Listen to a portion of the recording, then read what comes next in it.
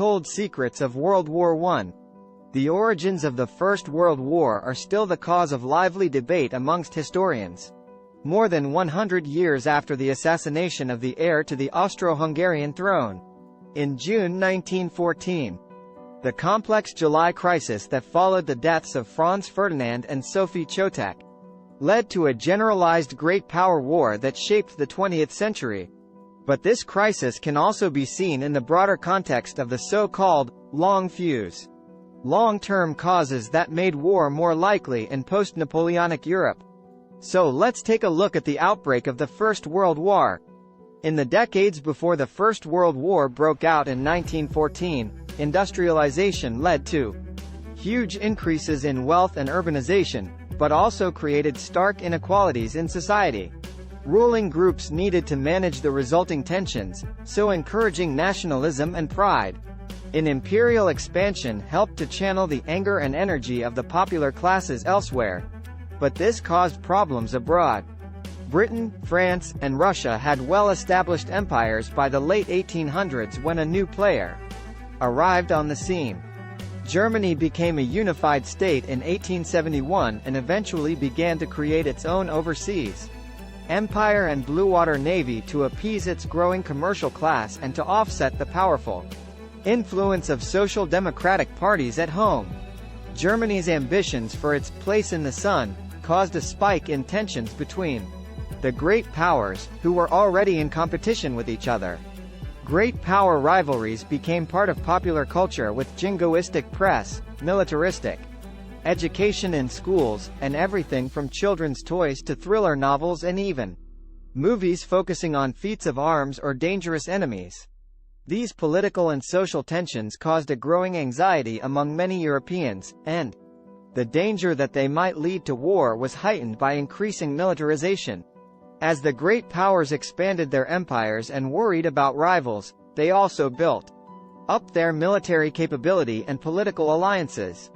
Germany's expansion and naval build-up provoked reactions from the other powers. The UK responded by building even more ships, including the new Dreadnought class. Meanwhile, Austria-Hungary and Russia clashed over influence in the Balkans, where new independent states had largely replaced the weakened Ottoman Empire with Russian help. By 1914, a system of alliances bound most of the great powers to each other for better or for worse. France and Russia had been allies since 1894, and the Triple Alliance connected Germany, Austria-Hungary, and Italy. Britain had maintained a policy of splendid isolation for most of the 19th century, but its fear of German naval expansion brought it closer to the Franco-Russian bloc to create the Triple Entente. The danger of such alliances was that a conflict involving one or two powers was more likely to drag all of them into a European war.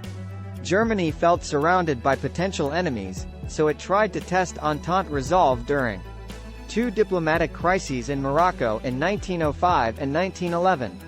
The British and French held firm, but there was no war, which angered German Chief of Staff Helmuth von Moltke. If we again slip away from this Moroccan affair with our tail between our legs, and if we cannot bring ourselves to put forward a determined claim which we are prepared to force through with the sword, I shall despair of the future of the German Empire. I shall then resign. But before handing in my resignation, I shall move to abolish the army and to place ourselves under Japanese protectorate. We shall then be in a position to make money without interference and develop into ninnies. Bergen 31.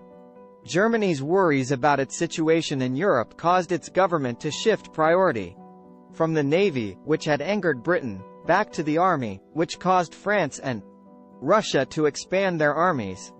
To many in Berlin, it seemed that time was on the Entente side and Germany's chances would be better if war came sooner rather than later. Historians still debate whether Germany's assertiveness or Franco-British refusal to share international power played a greater role in increasing tensions. While great power alliances hardened across Europe, more trouble was brewing in the Balkans.